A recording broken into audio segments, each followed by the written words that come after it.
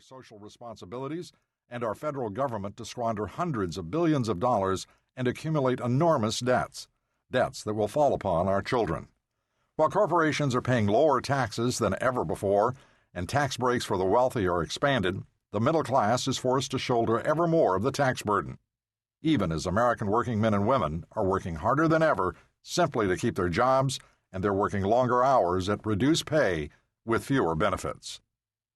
The people who built this country find themselves employed by companies that seem hell-bent on sending their jobs overseas to cut costs and payroll, and electing those representatives who ignore failing public schools and ever more expensive health care.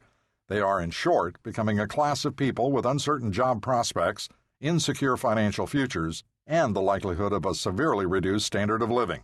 Making matters worse is the fact that as a nation, we seem to be in the grip of a national ennui, a numb and passive acceptance of the status quo.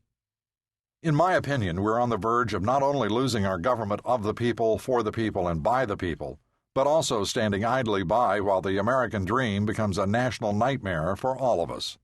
Americans are still the richest in every sense of the word people on earth, with more guaranteed freedoms, more wealth, and more opportunity than anywhere else on the planet. Yet in the past 4 decades, I think many of us have lost sight not only of who we are, but also of the powerful ideas that are the source of our traditions and our values. We have allowed the elites to subvert the principles of free markets and a democratic society, and to establish the lie that the unfettered growth of our economic system is far more important than the preservation of our political system.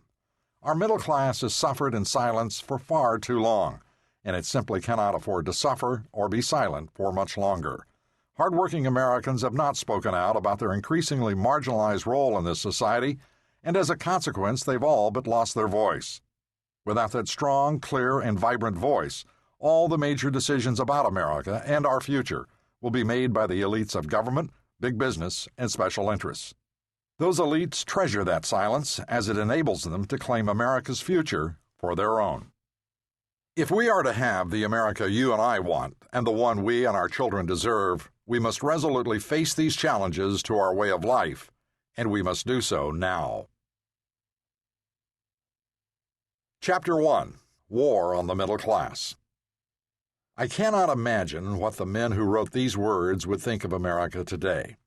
We hold these truths to be self-evident, that all men are created equal, that they are endowed by their Creator with certain unalienable rights, that among these are life, liberty, and the pursuit of happiness, that to secure these rights, governments are instituted among men, deriving their just powers from the consent of the governed.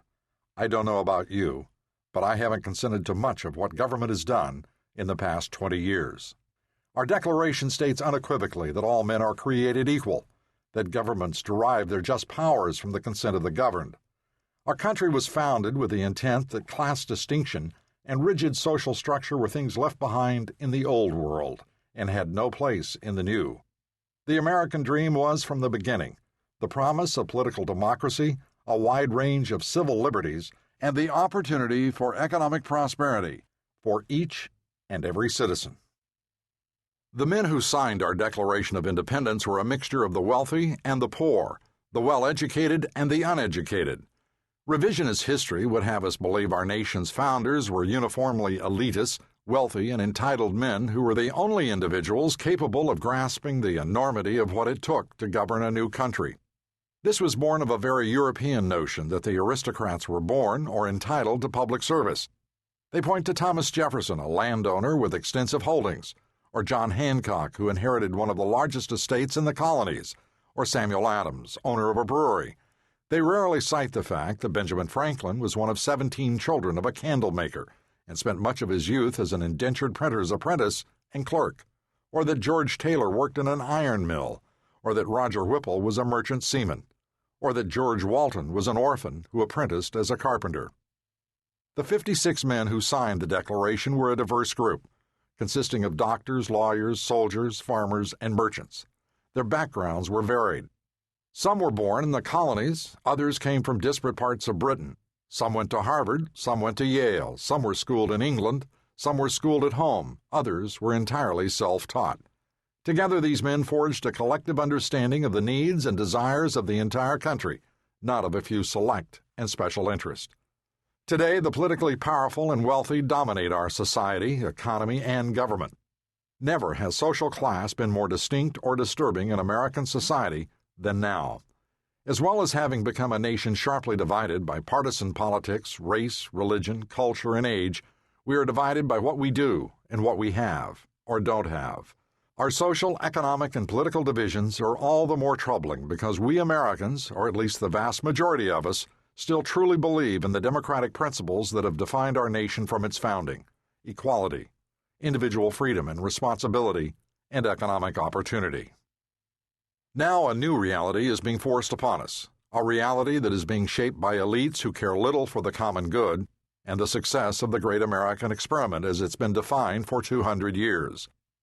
Political, business, and academic elites have embraced a vision of the world that supersedes our mere nation in what they apparently consider to be quaint notions of citizenship. Those making the rules, and often breaking them, are less representative of our country than at any time in our history. Elites are not interested in working people. They're dedicated to attaining power and money, and in the process deprive the middle class of economic opportunity, fair wages, and a voice in Washington. The arrogance and indifference of our elites not only give lie to the notion of America as a nation without class distinction, but their abuse of power has actually brought class division in America into stark relief. We ignore the clash between classes at our own peril. Our reluctance to address the reality of what has become a class structure in the United States is born in part of our long-standing ideals of American society. Interestingly, the U.S. Census Bureau makes no mention of class, but simply divides the population into 5 groups, in descending order of income. While the census's top quintile is comprised of families who make an average of more than $150,000 a year, for the purposes of this discussion, let's consider our upper class as consisting of the top 1% of income earners, those making more than $400,000. The top 1% of our population earns, on average, more than $1 million per year, and it's a heterogeneous group, including CEOs, Wall Street bankers and brokers, a lot of Hollywood actors and actresses, entertainers, professional athletes, and entrepreneurs. The bottom 20%, or our lower class, includes families scraping by on just over $10,000 a year. They're called the working poor and barely survive. The remaining 3 quintiles make up what is commonly understood to be our middle class, making between $26,000 and $150,000 per year.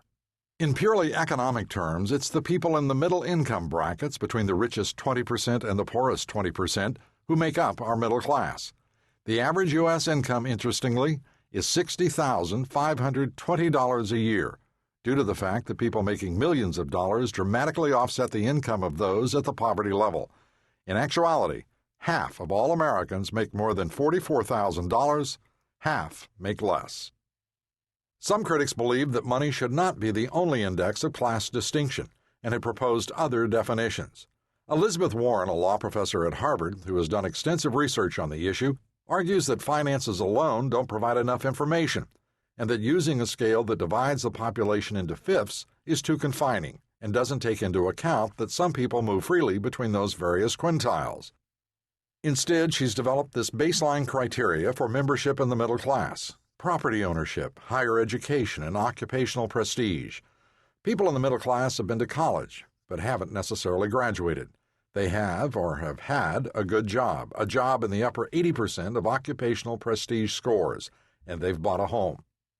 A recent comprehensive series on class by the New York Times identified occupation, income, education, and wealth as 4 criteria that, when viewed in various combinations, determine class status. Moving up the class ladder, according to the Times series, can be achieved by overcoming shortcomings in one area with strong showings in others. For instance, too little wealth can be offset by a superior education, while too little education can be offset by a prestigious job. Think Bill Clinton in the former case, poor upbringing in Arkansas, offset by an education at Yale and Oxford. Steve Jobs in the latter, dropping out of college, offset by founding Apple. In addition to income, education, and occupation, mobility is another factor that economists and sociologists take into account when examining America's class structure. Mobility, of course, is the ability of people to move between income groups. Being American once meant being upwardly mobile. using energy and talent to improve.